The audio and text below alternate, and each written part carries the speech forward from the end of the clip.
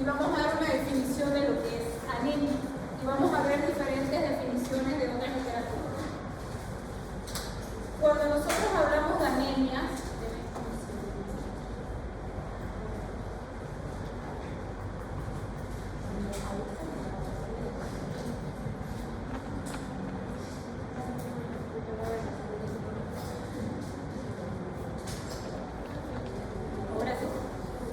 cuando hablamos de anemia, yo siempre les digo que manejen este concepto que les voy a explicar y obviamente les voy a explicar el porqué de ese concepto.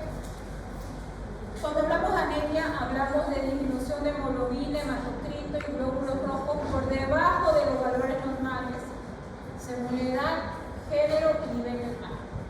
Yo no puedo hablar de anemia y valorar anemia en una persona adulta que en un niño. Los niveles de valores son diferentes. No puedo considerar anemia en una mujer de la misma forma que un varón. ¿Por qué? Porque los varones tienen los niveles más altos de hematocrito, de hemoglobina y de glóbulos rojos. Entonces no es lo mismo. No puedo considerar anemia también de la misma manera a una persona que vive allá en Santa Cruz, a una persona que vive en La Paz o Oruro, Potosí, porque ellos están a una altura a nivel del mar mucho mayor que nosotros. Y al estar a una altura a nivel del mar necesitan más oxígeno. ¿Y quién transporta oxígeno? Los glóbulos rojos. Y dentro de los glóbulos rojos está la hemoglobina. Y el principal componente que indica anemia es la hemoglobina. Entonces, por lo tanto, en La Paz, Oruro, Potosí, ellos tienen 7,5 millones de glóbulos rojos. Nosotros acá tenemos 5 millones de glóbulos rojos. O sea, tenemos mucho menos. Entonces, no podemos valorar de la misma manera. Por eso el concepto más aceptado que ustedes podrían manejar en relación a anemia es disminución de hemoglobina, hematocrito y glóbulos rojos, tomando en cuenta 3 factores: edad, género y nivel del mar. ¿Listo? Ahora vamos a ver algunas definiciones. Balces, que es el libro que yo le manejo la mayoría de diapositivas, dice que anemia es la disminución de hemoglobina, toma en cuenta la edad, pero para él es solamente importante la edad y el valor de referencia para hombre y mujer. Para hombres dice menor a 13, ya se considera anemia. Para mujer menor a 12, ya se considera anemia. Entonces, él toma en cuenta la edad y el género, hombre y mujer. La Organización Mundial de la Salud, su definición es más amplia. ¿Por qué? Porque la OMS tiene que ver a diferentes países y sabe que hay diferentes países y no todos están a un mismo nivel de altura. Sobre todo Bolivia, Perú son los países donde más alturas tenemos en relación al mar. Por lo tanto, la OMS dice que anemia es la disminución de la hemoglobina tomando en cuenta la edad, género y el nivel del mar. Y encima me dice y toma en cuenta 2 parámetros. Todo varón que tiene hemoglobina menor a 13 ya inició la anemia. Toda mujer que tiene hemoglobina menor a 12 ya es un inicio de anemia. ¿Cuál es el principal componente de anemia? La hemoglobina. No quiero escuchar, al menos ninguno de mis estudiantes, que diga que anemia es la disminución de glóbulos rojos, porque no es así. Anemia es la disminución de hemoglobina. Porque muchas veces ustedes se van a topar a pacientes que el glóbulo rojo esté normal, el hematocrito esté normal, pero si la hemoglobina está baja, es anemia. ¿Listo? ¿Por qué quiero que quede claro eso? Porque en práctica ya ustedes ya tienen la nota del primer parcial, ya saben cómo evalúo yo el primer parcial, ya saben que tienen 2 evaluaciones continuas de práctica, que tienen un examen parcial práctico, ya saben que su examen teórico sobre 13, ya saben cómo preguntar. El segundo parcial va a ser lo mismo. Van a tener 2 evaluaciones continuas antes del primer parcial de práctica y el examen teórico. La primera evaluación continua que van a tener es caso clínico. Vamos a avanzar el caso clínico conmigo en práctica y luego la siguiente semana yo les voy a entregar caso clínico y lo van a resolver en aula. Por lo tanto, como van a resolver caso clínico, ustedes tienen que tener claro esto. Porque en su caso clínico yo le puedo poner los glóbulos rojos normales, el hematocrito normal y la hemoglobina baja. Y no quiero que nadie me diga que no hay anemia, porque sí hay anemia, por más que los glóbulos rojos estén normal y el hematocrito esté normal. ¿Listo? Entonces, si la hemoglobina es el principal componente que indica anemia, entonces yo tengo que conocer a la hemoglobina. En primer lugar, tengo que saber que la hemoglobina es una proteína que está dentro de los glóbulos rojos y que tiene dos partes muy importantes, una parte globínica y un grupo hemo. Y eso es lo que vamos a desarrollar ahorita. La hemoglobina también tengo que saber que hay alteraciones o anomalías de la hemoglobina que yo las puedo heredar. Y sobre todo se hereda en estos dos cromosomas. Acuérdense estos dos cromosomas. Porque la siguiente semana vamos a hablar de anemias hereditarias. Y cuando yo heredo algún tipo de anemia es porque estoy heredando estos dos cromosomas. Y estos dos cromosomas vienen con falla en la estructura de la hemoglobina. El cromosoma 11 y el cromosoma 16. ¿Han escuchado de anemia falciforme y de anemia talasémica? Listo, estos cromosomas son los responsables de esas anemias hereditarias. Ahora, fíjense cómo mi cuerpo va formando una hemoglobina. Para que se forme la hemoglobina, acuérdense que ustedes necesitaban un grupo hemo y un grupo globínico. Ahora vamos a ver cómo se forma el grupo hemo y vamos a ver cómo se forma el grupo globínico. Para que se forme el grupo hemo, que es la primera parte de la hemoglobina, se forma de adentro hacia afuera. Para que se forme el grupo hemo, yo necesito primeramente de dos moléculas de succinilcoenzima, que son moléculas energéticas, que dan inicio a la estructura de una célula. Y necesito dos moléculas de glicina. Estas dos moléculas se unen y forman una molécula llamada pirrol, que son las que están acá, fíjense. Pirrol. Automáticamente se forma un anillo de pirrol, se van a formar tres paralelamente para dar formación a 4. Esa es una estructura de la hemoglobina. Una vez yo ya tengo estos anillos de pirrol y se formaron los 4, recién se forma esta proteína llamada protoporfirina 9. Y quiero que la imaginen a la protoporfirina 9 como un imán. ¿Qué hace un imán? Atrae metal. Bueno, mi protoporfirina 9 es un imán, pero no va a atraer metal, sino va a atraer al hierro. Y atrae metal porque el hierro es un metal. Entonces, por eso quiero que lo simulen a la protoporfirina 9 como un imán. Una vez se formaron los 4 anillos de pirrol, inmediatamente se forma la protoporfirina 9. Esta protoporfirina 9 es como un imán que va a atraer la molécula de hierro. Una vez esta protoporfirina 9 atrae al hierro, ya está formado el grupo hemo. Ahora se va a formar el grupo globínico.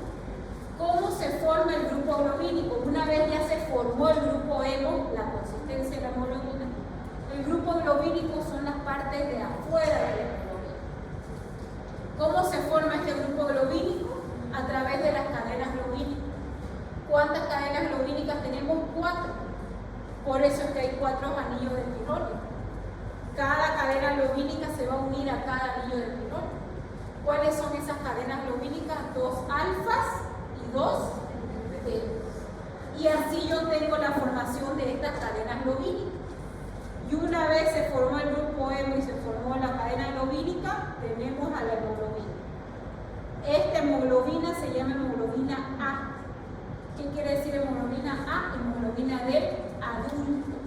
La hemoglobina normal que todo y cada uno de nosotros deberíamos tener es esta hemoglobina, esta formación de hemoglobina.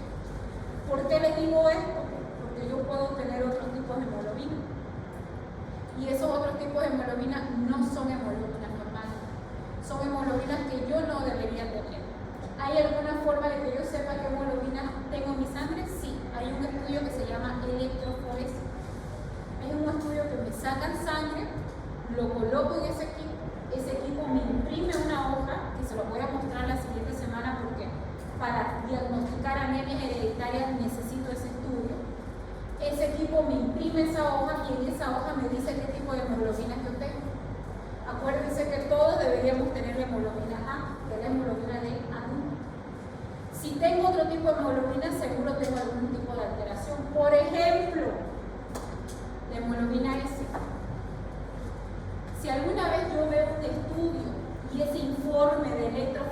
me dice que mi paciente tiene hemoglobina S, mi paciente tiene anemia falciforme. ¿Han escuchado de la anemia falciforme? Es una anemia hereditaria. Es una anemia que mi glóbulo rojo lo forma así, en forma de media luna. ¿Qué les digo? Yo todas las clases se las voy a repetir hasta el último día de clase. Los glóbulos rojos no tienen que cambiar de tamaño, forma, color ni cantidad.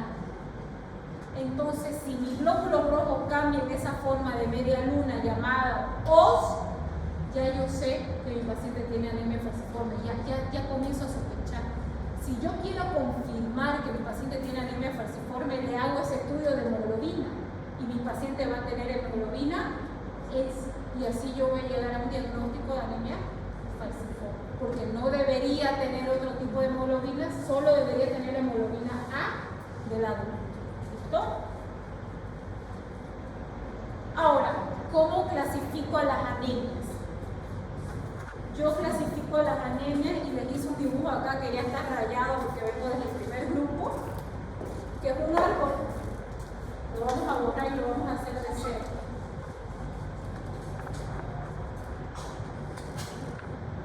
Vamos a dibujar un árbol. Imagínense que el centro de este árbol es la hemoglobina. ¿Por qué pongo la hemoglobina acá? Porque la hemoglobina es la causante de anemia. Y todo árbol tiene ramas grandes. Y de esas ramas grandes salen otras ramas más pequeñas. Mi árbol que estoy dibujando tiene 3 ramas grandes. Fíjense. 1, 2 y 3.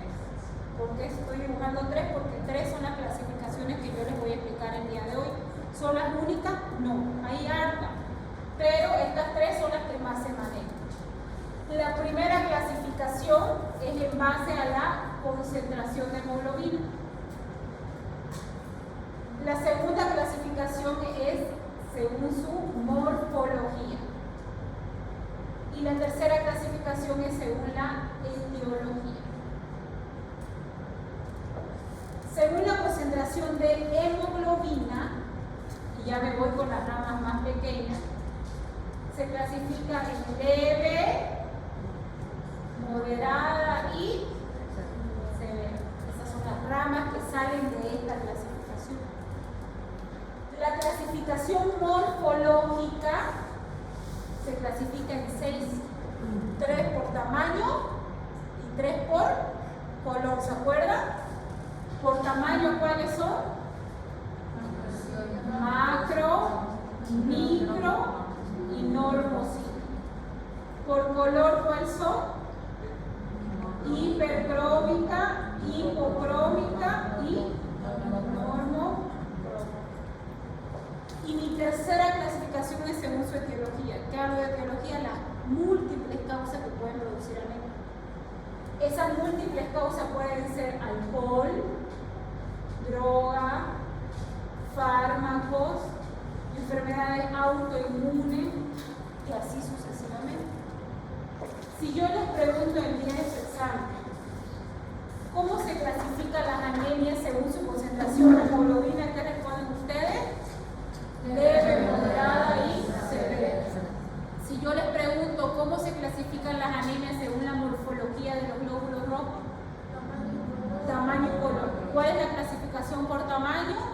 Macro, micro y normocito. ¿Cuáles son las clasificaciones por color? Hipercrómica, normocrómica y hipocrómica. ¿Listo? Esas son las clasificaciones más utilizadas. Ahora, vamos a ver la clasificación según su concentración de hemoglobina. Se clasifica en leve, moderada y severa, o también llamada grave. Y se clasifican por grado. Para que no se lo aprendan así, solamente vamos a manejar leve, moderada y severa. ¿Por qué quiero que manejen esos valores? Porque vamos a comenzar a trabajar con casos clínicos. Cuando hablemos de anemia leve, vamos a hablar de valores de 10 a 13 gramos de cilitro. Se los puse acá en la pizarra. Cuando hablamos de moderada, de 8 a 10. Y cuando hablemos de anemia severa, menor a 7. estos valores de aquí yo se los estandaricé acá, porque es el valor que manejamos acá en Bolivia. Y en muchas partes del mundo el valor se maneja severo menor a 7. ¿Por qué? Porque la Organización Mundial de la Salud, junto con los bancos de sangre a nivel mundial, dicen que todo paciente que tenga hemoglobina igual o menor a 7 es un paciente con criterio de transfusión de sangre. Por lo tanto, grave se considera valores menor o igual a 7. ¿Listo? Si yo en el caso clínico les pongo paciente con hemoglobina de 9, ¿qué tipo de anemia ustedes quisieran? ¿Leve, moderada o severa? Moderada. Si tienen un valor de 5, si tienen un valor de 12, eso van a ir acordándose porque en los casos clínicos vamos a manejar rangos para poder llegar a un diagnóstico. Esta clasificación morfológica ya se la saben de memoria, por eso les dije, hasta el examen final vamos a ver todo lo que es laboratorios de hemograma. Ya estamos en segundo parcial y seguimos viendo hemograma, porque eso lo tienen que manejar ustedes en memoria. La clasificación morfológica me clasifica las anemias en base al índice matrimétrico. El índice matrimétrico son 3 pruebas: volumen corpuscular medio, hemoglobina corpuscular media y concentración de hemoglobina corpuscular media. El volumen corpuscular medio me clasifica las anemias según su tamaño y los glóbulos rojos. Aquí está grande, macrocítico, pequeño, microcítico y normal, normocítico. Estas dos que yo les digo que son hermanas gemelas clasifican las anemias según su color. Miren los glóbulos rojos más oscuros, hipercrómico, más pálido, hipocrómico y un tono normal, normocrómico. Ahora quiero que se fijen en este cuadro. Miren a la anemia ferropénica y a la anemia por enfermedades crónicas. Estas dos anemias se comportan de la misma manera. Estas dos anemias, anemia por déficit de hierro y anemia por enfermedades crónicas, al principio son anemias normocíticas. Son anemias que no afectan el tamaño, porque recién está empezando. Pero si yo a estas anemias las dejo avanzar, con el tiempo estas anemias se convierten en anemia microcítica. Tanto la anemia ferropénica como la anemia por enfermedades crónicas. Mientras dejo avanzar esta anemia que estaba normal, en tamaño, se comienzan a hacer anemias con glóbulos rojos pequeños. ¿Ya? ¿Por qué les digo de estas dos? Porque estas dos las vamos a ver ahorita. Anemia por deficiencia de hierro y anemia por enfermedades crónicas. Listo. Las anemias más comunes en el mundo son estas 6. 3 vemos hoy y 3 vemos la siguiente clase. Las primeras 3 tienen que ver más con deficiencia de nutrientes y estas otras 3 tienen que ver más con anemias hereditarias. ¿Son las únicas anemias en el mundo? No, pero tuve que seleccionar las anemias más frecuentes para que podamos estudiarlas, porque si estudiamos todas, no me da ni siquiera 2 o 3 clases para poder avanzar. Vamos a empezar con la primera, que es la anemia más frecuente en el mundo. Es la anemia ferropénica. ¿Por qué la anemia ferropénica es la anemia más frecuente en el mundo? Porque la anemia ferropénica quiere decir deficiencia de hierro. Y el hierro está dentro de la hemoglobina. ¿Y quién produce anemia? La hemoglobina. La hemoglobina baja y por lo tanto el hierro también baja. Por eso es una de las anemias más frecuentes en el mundo.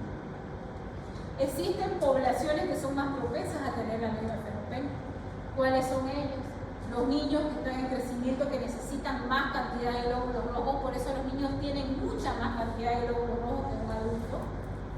Las mujeres embarazadas, porque están desarrollando dentro de otro ser vivo.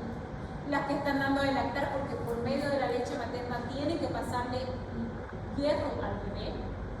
A las personas de la tercera edad, no porque no consumen alimentos, sino porque su absorción de las personas de la tercera edad es diferente. ¿Y qué tiene que ver la absorción con el hierro?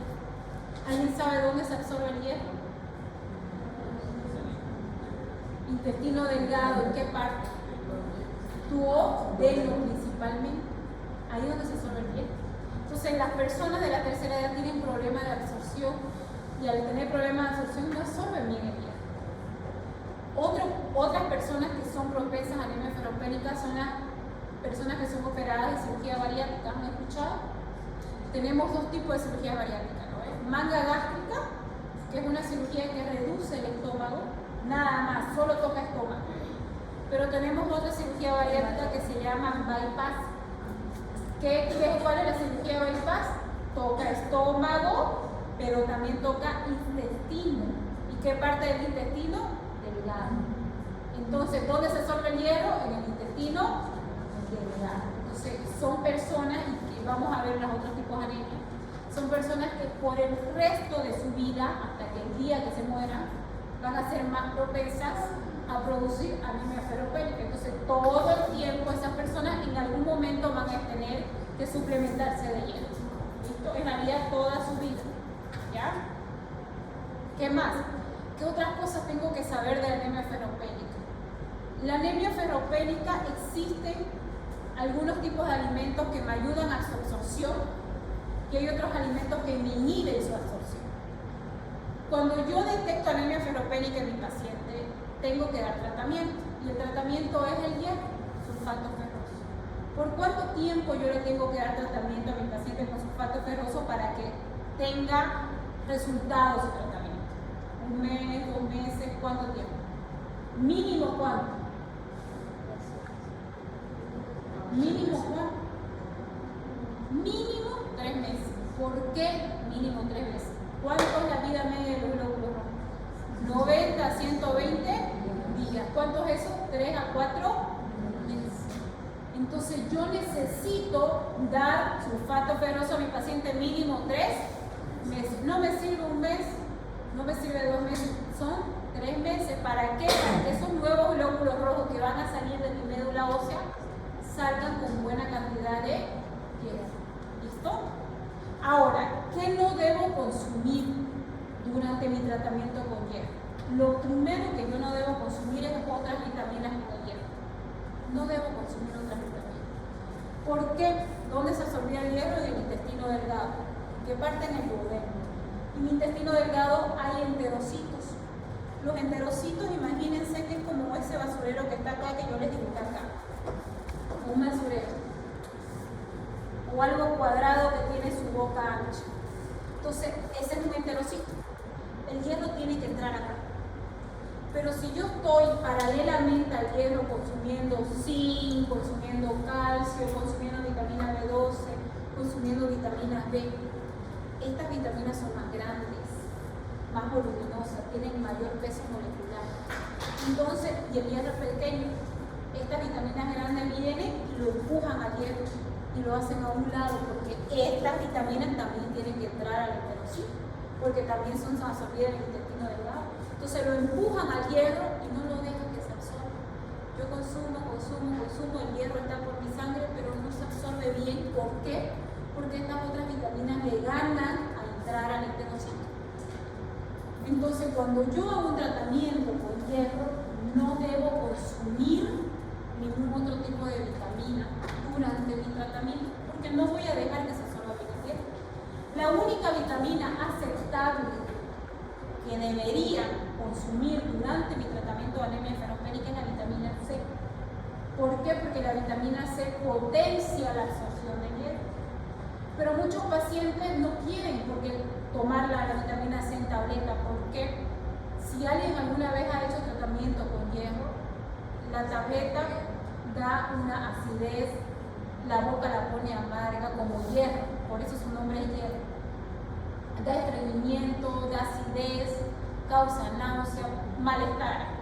Entonces, encima que uno le dé otra tableta como vitamina C, a veces no quiere. ¿Qué opciones yo tengo para que el tratamiento tenga mejor efecto? Consumir alimentos ricos en vitamina C. ¿Cuáles son mis alimentos ricos en vitamina C?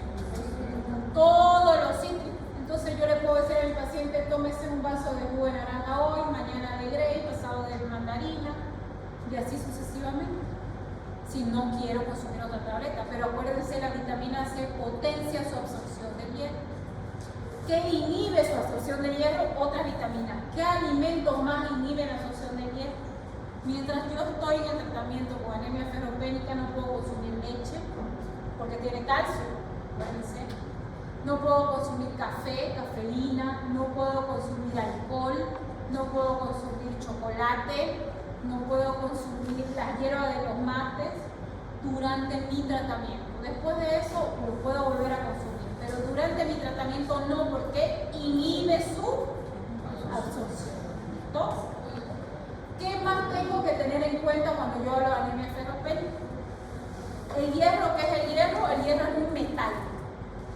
Este metal tiene 2 cargas. Tiene una carga más 2 que se llama ferroso y tiene una carga más 3 que se llama férrico. Pero doctora, ¿qué tiene que ver estas cargas de estos metales? Tiene que ver porque algunos alimentos vienen con hierro ferroso y otros alimentos vienen con hierro férrico. ¿Qué alimento es rico en hierro? A ver, díganme para que comencemos a clasificar. La carne es una de ellas. ¿Qué más? ¿Como cuál vegetal? La mayoría de los verdes, ¿no ves? Espinaca, acelga, brócoli, tienen hierro. Ahora, la carne está como hierro ferroso y el hierro ferroso se absorbe directo. Y las verduras están como hierro férrico y se absorben pero de manera más lenta y en menor cantidad. Entonces, ¿qué otro grupo de pacientes son propensos a tener anemia ferropénica? Los pacientes veganos. O sea, no es que van a tener porque ellos consumen verdura. El tema es que su absorción, al no consumir carne, la absorción de hierro es menor que a consumir carne. ¿Qué otra parte de la vaca tiene alto hierro? El hígado. Igual hay un estudio, hay muchos artículos que han medido la cantidad de hierro en carne y la cantidad de hierro en hígado. Y hay bastante cantidad de hierro en hígado. Obviamente los veganos también no consumen hígado. Entonces son personas que deberían suplementarse de vez en cuando con hierro. Ahora, esto en relación a anemia ferropénica. Ahora vamos con los síntomas. La anemia ferropénica tiene síntomas específicos que ninguna otra anemia no tiene. Uno de ellos, y el principal, es pica. ¿Saben qué es pica? Necesidad, mi cuerpo necesita comer algo que no es comestible. Como por ejemplo, por eso van a ver ustedes a las mamás que se quejan de sus hijos que están comiendo tierra, lamiendo las piedras, comiendo papel. Y no solamente los niños, los grandes. Se van a tocar pacientes que dicen, doctora, yo doctor, tengo la necesidad de comer hielo, como papel a escondida en mi casa, como el borrador del lápiz, como mi pelo, necesito masticar ciertos tipos de cosas que no son alimentos. Es increíble. Pica es un síntoma que aparece en la anemia ferropénica. Otro síntoma bien característico de la anemia ferropénica es la glucina. Eso aparece mucho en niños, así que cuando ustedes hagan su internado, estén notando pediatría o estén haciendo provincia, fíjense en los niños. Los citis. La lengua se hace roja, comienza a aparecer ampollitas como úlceras en la boca, les duele mucho a los niños, por eso también no quieren comer. Otro síntoma bien característico es la estomatitis angular. En la parte de las esquinas de los labios comienza a secarse y comienza a abrirse, como formando grietas. Otra característica bien específica de las anemias ferropénicas. Y luego tenemos los otros síntomas que son comunes y en que todas las otras anemias los tienen, como sueño, cansancio, adinamia, falta de apetito, bajo de peso, palpitaciones, porque no hay una buena oxigenación, aumento de la frecuencia cardíaca, síntomas característicos también de anemia. Ahora, lo que yo quiero que ustedes estén atentos acá es en la parte del laboratorio. Porque su evaluación continua va a ser 3 puntos su caso clínico y 3 puntos su exposición. Su exposición van a salir de las anemias que yo hablo acá. Ustedes van a armar grupos de 5 personas cuando ya les toque en práctica, eso es lo que les estoy adelantando. Van a armar grupos de 5 personas, yo voy a tener papelitos en mi mesa, un encargado del grupo viene y saca un papelito. Si les tocó anemia ferropénica, ustedes me van a explicar todos los laboratorios, por qué sube cada uno de los laboratorios, por qué baja cada uno de los laboratorios. Solo laboratorio quiero, no quiero nada más. Este mismo tema que les tocó en ese papelito, pues ese mismo tema es su tema para su trabajo de investigación sobre 10 puntos. Ese mismo grupo que arme es el mismo grupo con el que van a trabajar para su trabajo de investigación sobre 10 puntos.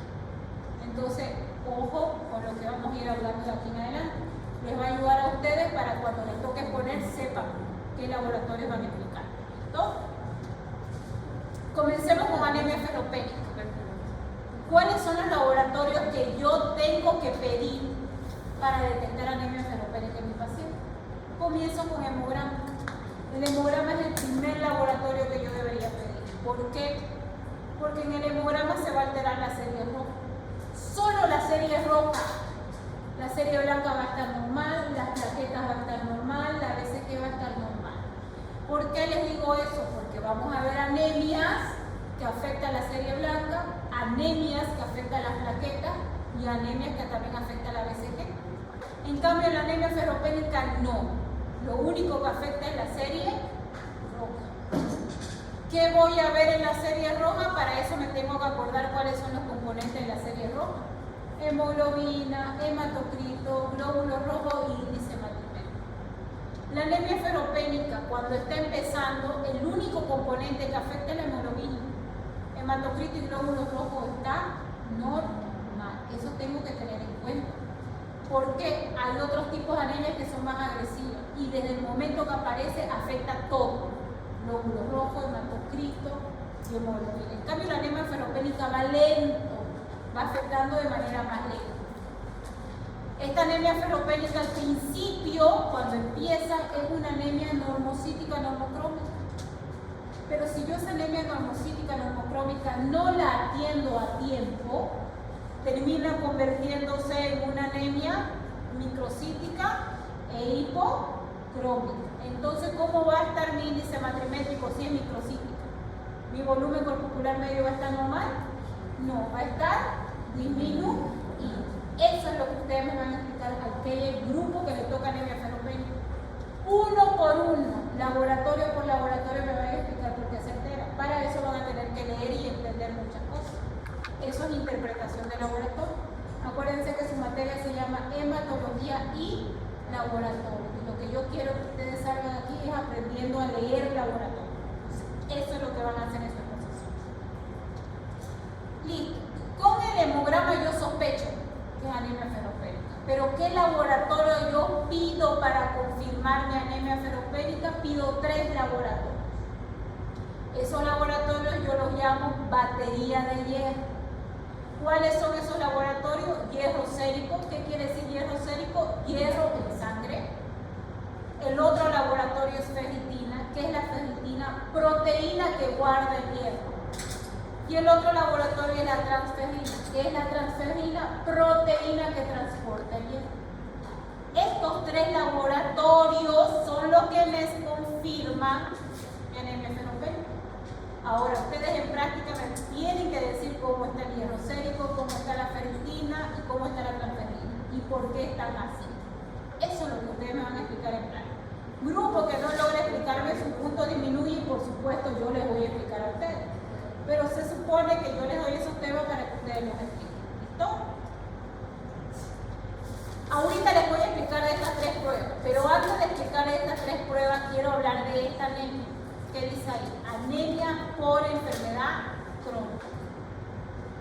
Esta anemia por enfermedad crónica, como su nombre dice, esta anemia es producida por una enfermedad crónica. Y les voy a dar ejemplo de 2 enfermedades crónicas que nosotros tenemos en nuestra población y con altísima prevalencia. Diabetes mellitus y hipertensión arterial. La diabetes mellitus con el año sí o sí produce una complicación llamada nefropatía diabética. Y la hipertensión arterial no bien controlada produce también nefropatía.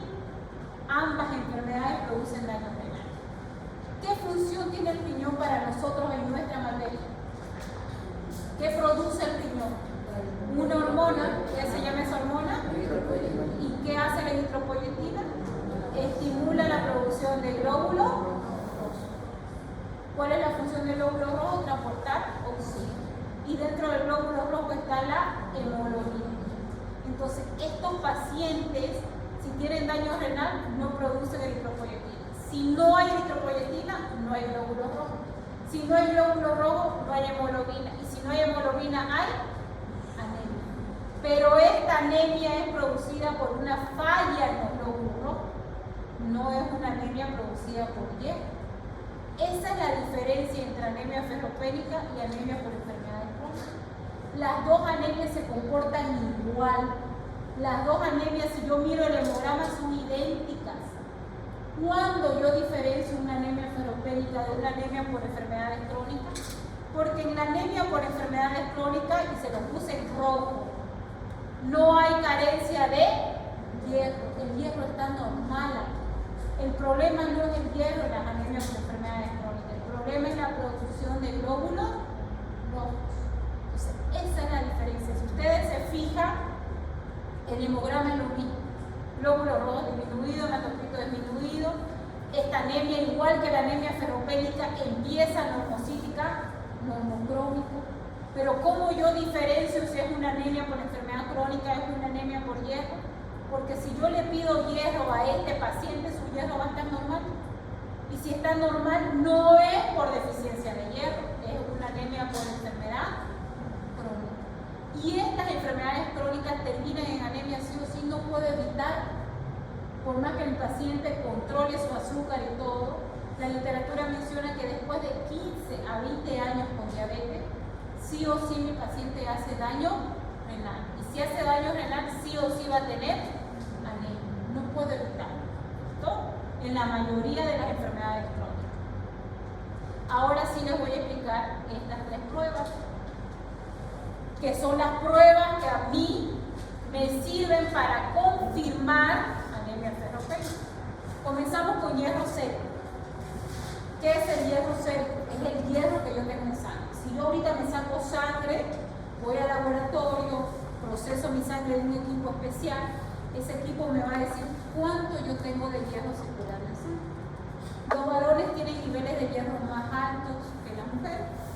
Otro detalle que tengo que saber.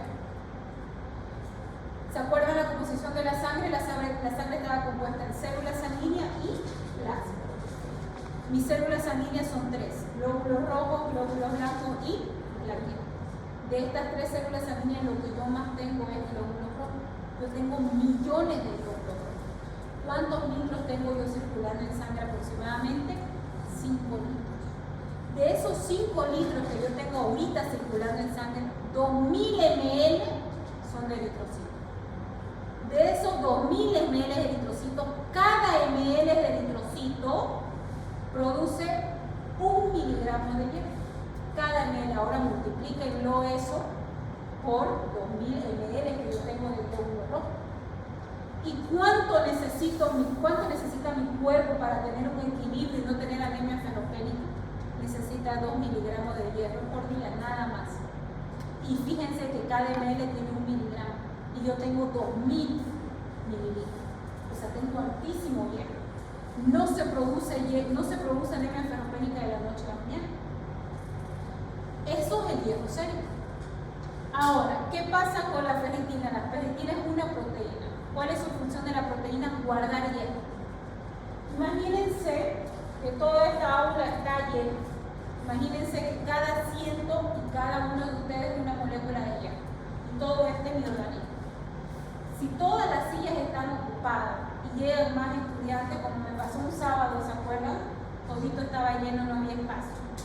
Si todo esto está lleno y siguen llegando, ese hierro, que son ustedes que están parados y que no tienen su silla, yo los voy a guardar. Eso es lo que hace la ferritina. Lo ve que el hierro ya no está ocupando un espacio en mi organismo, lo agarra el hierro, lo trae y lo guarda en un cuarto y lo cierra. Cuando mi cuerpo por X o Y motivo necesita hierro, por ejemplo, tuve un accidente y comencé a sangrar, pierdo sangre, pierdo glóbulos rojos, y al perder glóbulos rojos pierdo hierro, porque el hierro está dentro de la hemoglobina y la hemoglobina está dentro del glóbulo rojo. Mi cuerpo necesita hierro. Entonces la ferritina se va a dar cuenta que hay espacios libres de hierro en mi organismo, que hay sillas vacías. Entonces la ferritina va a sacar ese hierro que guardó y los va a llenar de esos espacios vacíos. La ferritina todo el tiempo está parada ahí en la puerta, mirando si hay mucho hierro y lo guarda. Está mirando si falta hierro y saca. Eso es lo que hace la ferritina. Guarda el hierro de depósito, lo guarda por si algún momento mi cuerpo necesita. La transferrina es una proteína que transporta. La ferritina no se puede mover mover de la puerta, ella se queda ahí mirando. Pero la transferrina es una proteína de transporte, es como si fuera un auto o una camioneta, imagínense. La ferritina llama a la transferrina viene con su camioneta y lo llena de hierro. Y la transferrina, que es la proteína de transporte, va por todo mi organismo, va mirando espacio vacío y deja hierro. Va mirando espacio vacío y deja hierro. Pero la transferrina no puede trabajar sola, necesita que lo llenen de hierro su auto. ¿Y quién llena de hierro? La ferritina. La transferrina solo transporta y la ferritina guarda hierro. ¿Listo? Entonces, esas son las tres pruebas que yo utilizo para dar un diagnóstico de anemia ferropénica. ¿Por qué? Porque hay pacientes que su hierro está bajo, pero tienen buen nivel de ferritina. ¿Qué quiere decir? Que el hierro se terminó aquí, pero tiene hierro guardado. Hay pacientes que su hierro está bajo, la ferritina está baja, pero tiene el problema de transferrina. No está pudiendo transportar, entonces mi paciente necesita transferrina. Entonces, por eso yo necesito saber de estas tres pruebas. Y ustedes, si a alguien le toca anemia ferropénica, me van a explicar si la anemia ferropénica el hierro está normal, bajo o alto. Si la ferritina en la anemia ferropénica, la ferritina está normal, alta o baja. Si en la anemia ferropénica la transferrina está normal, baja o alta. Eso es lo que ustedes quiero que me expliquen y estudien en la parte práctica. Ahora vamos con la anemia megaloblástica. Esta es la última que vemos hoy y en la siguiente clase continuamos con las anemias hereditarias. Las anemias megaloblásticas tienen características que ninguna otra anemia la tiene, solo ella. ¿Cuáles son esas características? Estoy hablando de características laboratoriales. Las anemias megaloblásticas lo primero que tienen son glóbulos rojos grandes, macrocitos. Ningún otro tipo de anemia tiene glóbulos rojos grandes, solo las anemias megaloblásticas. Otra característica de las anemias megaloblásticas, los glóbulos blancos bajan, hay leucopenia. Ninguna otra anemia tiene leucopenia. Otra característica de las anemias megaloblásticas, las plaquetas bajas. Ningún otro tipo de anemia tiene plaquetas bajas. Otra característica de las anemias megaloblásticas, los neutrófilos hipersegmentados. Ningún otro tipo de anemia tiene neutrófilos hipersegmentados. Ahora, entonces, ¿cuáles son las anemias megaloblásticas? Son dos. Anemia por deficiencia de vitamina B12 y anemia por deficiencia de ácido fólico. Y ustedes me van a decir en algún momento, alguien que no vino a clase, me va a decir, doctora, pero usted en su diapositiva puso 3 tipos de anemia megaloblástica. ¿Por qué puso 3 y usted dice que son 2 las anemias megaloblásticas, por deficiencia de vitamina B12 y por ácido fólico? La que está sobrando es la anemia perniciosa. Algunas literaturas nombran a la anemia perniciosa como una anemia megaloblástica y otras no. Ahora se los voy a dejar a criterio de cada uno de ustedes. Yo les voy a explicar qué es la anemia perniciosa y cada uno de ustedes va a asociar si es o no es anemia megaloblástica. La anemia perniciosa es una anemia autoinmune. ¿Qué quiere decir autoinmune? Es una anemia que ataca a mi propio cuerpo. La anemia perniciosa produce autoanticuerpos que atacan al factor intrínseco. ¿Qué tiene que ver el factor intrínseco? El factor intrínseco es una proteína que me ayuda a absorber la vitamina B12. Si yo no tengo factor intrínseco, por más que me ponga vitamina B12 en vena, en músculo, tome vía oral, por más que yo consuma vitamina B12, si no tengo factor intrínseco, no absorbo vitamina B12. La anemia perniciosa es una anemia autoinmune que viene ese autoanticuerpo, lo ve al factor intrínseco y lo destruye, porque piensa que no es del propio organismo. Entonces, si destruye el factor intrínseco, no se absorbe vitamina B12, y si no hay vitamina B12, su disminución comienza a bajar. La anemia perniciosa es una anemia autoinmune que produce deficiencia de vitamina B12. Por eso alguna literatura la incorpora como anemia megaloblástica. Pero el problema no es la vitamina B12, el problema es que hay destrucción del factor intrínseco. Es una anemia autoinmune. Por eso es que hay peleas en literaturas que la incorporan y otras que no la incorporan dentro de las anemias megaloblásticas. ¿Alguna duda hasta aquí? En la siguiente clase vamos a explicar cada una de estas anemias y